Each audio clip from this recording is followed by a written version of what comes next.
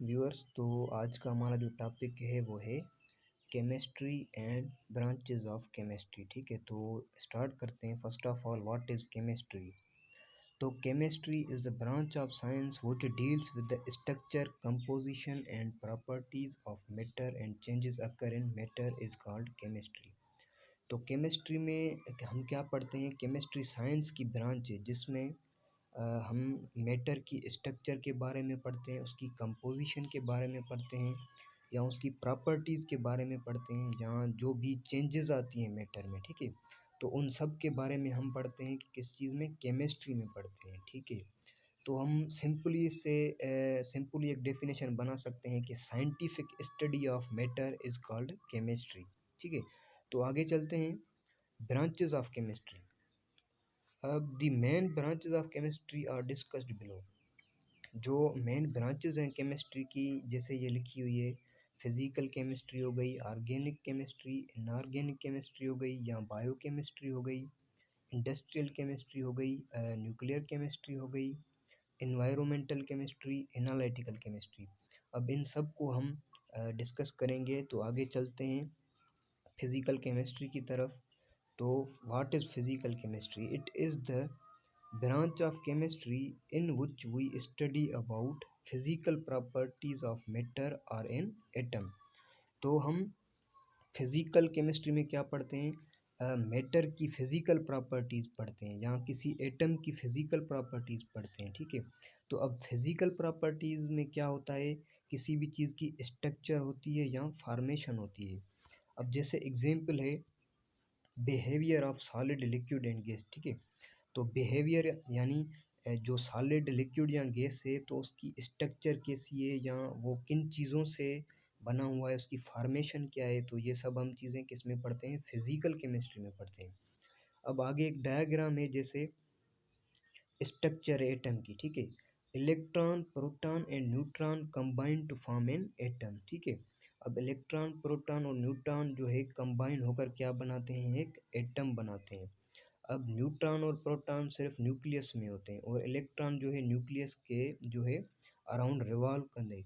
तो ये जो स्ट्रक्चर हमने स्टडी की एटम की, तो ये सब हम किस में पढ़ेंगे? फिजिकल केमिस्ट्री में पढ़ते हैं। ठीक है, अब आगे चलते हैं। Organic chemistry, study about organic compounds which contain hydrogen and carbon. ठीक है, अब ऑर्गेनिक केमिस्ट्री में हम वो कंपाउंड्स को स्टडी करते हैं जिनमें क्या होता है? हाइड्रोजन और कार्बन होती है, यानी वो हाइड्रोजन और कार्बन से फॉर्म किए होते हैं। ठीक है, जैसे एग्जांपल है plastic, we use hydrogen and carbon in plastic formation. ठीक है, तो अब प्लास्टिक में क्या होता है? वो हाइड्रोजन एंड कार्बन से बनी होती है। तो यानी हमें ऑर्गेनिक केमिस्ट्री में हाइड्रोजन और कार्बन को स्टडी करना होता है।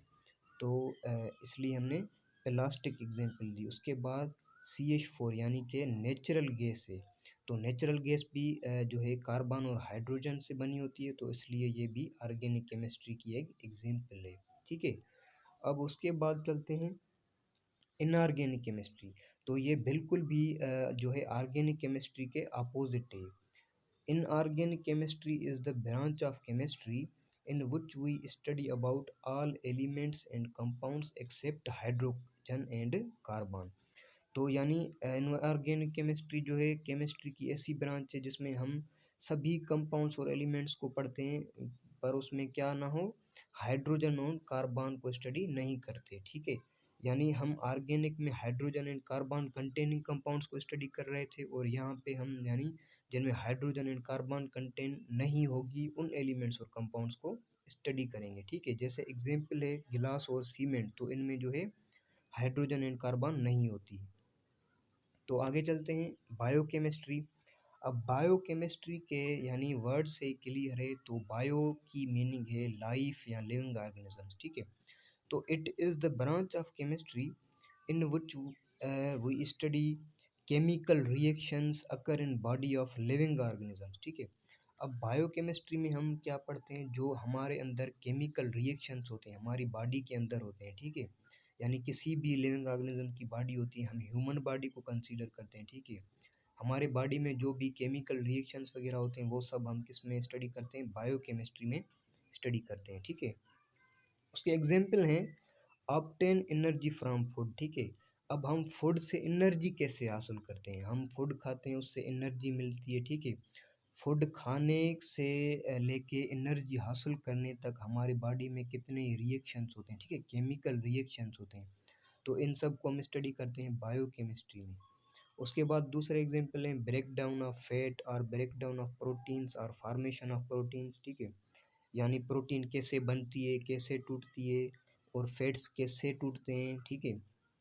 इन सब को यानी होने में क्या होता है, केमिकल रिएक्शंस की वजह से ये होते हैं, ठीक है। तो ये सब चीज़ें हम पढ़ते हैं बायोकेमिस्ट्री में।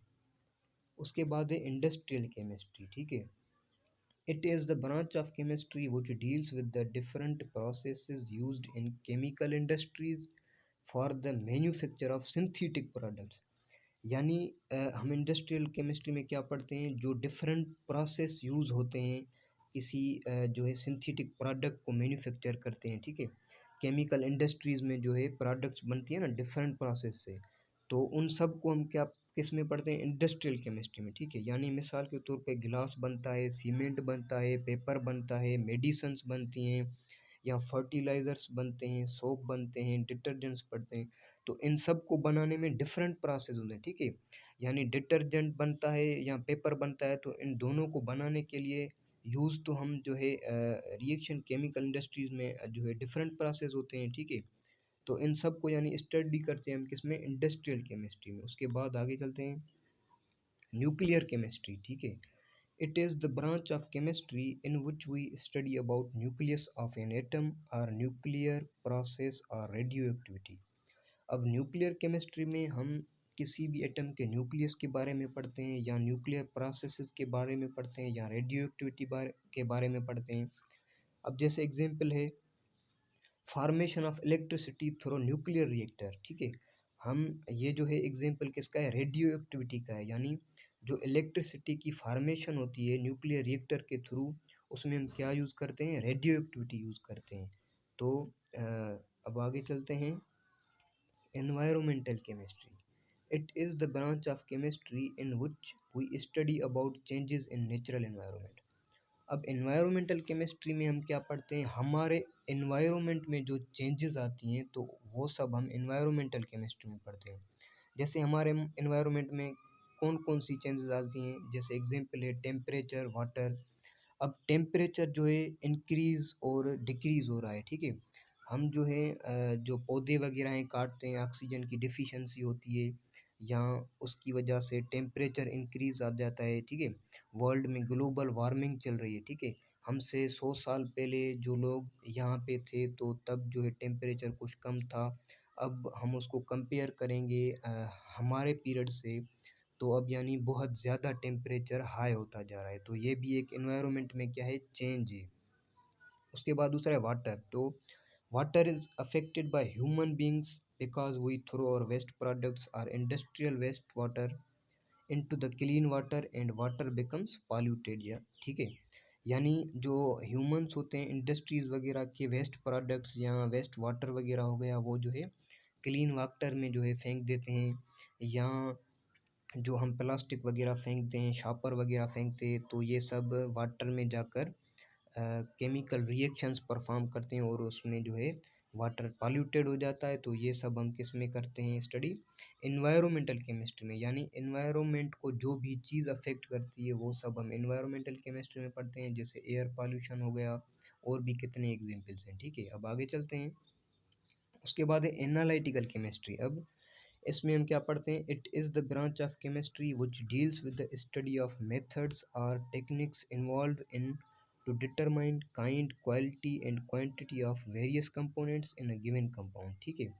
यानी हमें कोई भी कंपाउंड मिला होगा तो उसमें हम एनालाइज करेंगे उसकी काइंड के, यानी किस चीज़ से बना हुआ है, उसकी क्वालिटी चीज़ कर चेक करेंगे, किस सब्सटेंस से बना हुआ है। अगर किसी सब्सटेंस या इम्प्योरिटीज से बना हुआ है तो उसकी क्वांटिटी देखेंगे कि वो जो है इम्प्योरिटी उसमें कितनी क्वांटिटी में मौजूद है, ठीक है। तो ये सब हम एनालिटिकल केमिस्ट्री में स्टडी करते हैं। There are two types of analytical chemistry through which analyse the given compound, ठीक है। अब हम जो है एनालिटिकल केमिस्ट्री के दो ब्रांचेस के तहत हम किसी भी कंपाउंड को एनालाइज करते हैं। तो वो दो कौन से हैं? एक है क्वांटिटेटिव एनालिसिस, दूसरी है क्वालिटेटिव एनालिसिस। ठीक है, अब in qualitative analysis we analyse from which thing our substance is made. ठीक है, अब क्वालिटेटिव में हम ये देखते हैं कि ये कौन से सब्सटेंस से हमारा कंपाउंड बना हुआ है या कौन सी इम्प्योरिटीज इसमें ऐड हैं। जब हमें ये पता चल जाता है कि ये इस सब्सटेंस से या इस इम्प्योरिटीज से हमारा कंपाउंड जो है बना हुआ है, तो उसके बाद हम उसको एनालाइज करते हैं, यानी क्वांटिटेटिव एनालिसिस, यानी उसमें कितनी क्वांटिटी है उस इम्प्योरिटी की या उस सब्सटेंस की। तो ये हम किस में पढ़ते हैं? क्वांटिटेटिव एनालिसिस में पढ़ते हैं। उसके बाद है केमिस्ट्री की इम्पोर्टेंस क्या है? तो उसमें नंबर वन है, with the help of chemistry we make drugs to fight with disease. तो हम जो है डॉक्टर्स वगैरह कितनी ही जो है ड्रग्स यूज़ करते हैं मेडिसन्स वगैरह में, तो ये ड्रग्स वगैरह केमिस्ट्री में बनते हैं। तो ये एक फ़ायदा है कि ह्यूमन हेल्थ जो है जो है यानी अच्छी हो जाती है। ठीक है, डिजीज़ वगैरह को किल करने के लिए हम जो है ड्रग्स वगैरह यूज़ करते हैं, तो ये भी एक केमिस्ट्री का फ़ायदा है। उसके बाद है pesticides to protect our health. ठीक है, अब पेस्टिसाइड्स जो होते हैं उनको हम किल करते हैं, जैसे इंसेक्ट्स वगैरह हो गए, क्रॉप्स वगैरह में भी हम इंसेक्ट्स को किल करते हैं, तो हम क्या यूज़ करते हैं? पेस्टिसाइड्स यूज़ करते हैं। या जैसे डिटर्जेंट वगैरह हम यूज़ करते हैं, तो उसमें भी क्या होता है जो है इंसेक्ट्स वगैरह को किल करता है, तो उसमें भी क्या होता है? पेस्टिसाइड्स यूज़ किए होते हैं। तो उसके बाद है fertilisers to grow our crops for abundant food. अब जो फर्टिलाइज़र्स होते हैं हम जो है अपने क्रॉप्स वगैरह में डालते हैं, तो उसकी वजह से जो है हमारी ज़मीन जो है हमें अच्छा जो है यानी एक अबंडेंट मिकदार में हमें जो है अपना अनाज देती है, उसकी वजह से ही हमें ये यानी फ़ायदा होता है फर्टिलाइज़र्स डालने का। तो फर्टिलाइज़र्स भी केमिस्ट्री में आ जाते हैं, तो ये भी केमिस्ट्री का ही फ़ायदा है। ठीक है, उसके बाद है फ्यूल्स फॉर ट्रांसपोर्ट है। अब जो तेल वगैरह हम गाड़ियों में यूज़ करते हैं, तो वो भी केमिस्ट्री की वजह से ही बनता है। ठीक है, तो ये भी एक फ़ायदा है कि फ्यूल्स वगैरह की वजह से हम गाड़ियों में चल के कितनी दूर दूर तक चले जाते हैं। ठीक है, तो हम कहीं भी जा सकते हैं, तो ये सब गाड़ियाँ वगैरह जो चलती हैं फ्यूल्स की मदद के चलती हैं। ठीक है, तो फ्यूल जो है बनता है वो केमिस्ट्री में बनता है, तो ये भी एक केमिस्ट्री का ही फ़ायदा है। उसके बाद है fibres to provide comfort and to use in clothes and a lot of other things. Fibres होते हैं, जो धागे होते हैं, उनके भी कई यानी जो है फ़ायदे होते हैं, जैसे हम क्लॉथ्स वगैरह पहनते हैं या सर्दियों वगैरह में जो है क्लॉथ्स पहनते हैं, तो वो फाइबर्स वगैरह से बने होते हैं। तो फाइबर्स वगैरह भी केमिस्ट्री में मैन्युफैक्चर किए जाते हैं, तो ये भी एक जो है केमिस्ट्री का फ़ायदा है। उसके बाद है chemistry also helps to understand nature of environment. अब जैसे हमने पीछे एक ब्रांच में पढ़ा एनवायरमेंटल केमिस्ट्री। ठीक है, तो यानी यहाँ भी वही बोल रहा है कि हम एनवायरमेंटल केमिस्ट्री या केमिस्ट्री की मदद से जो है अपने एनवायरनमेंट को जो है स्टडी कर सकते हैं। ठीक है, थैंक यू।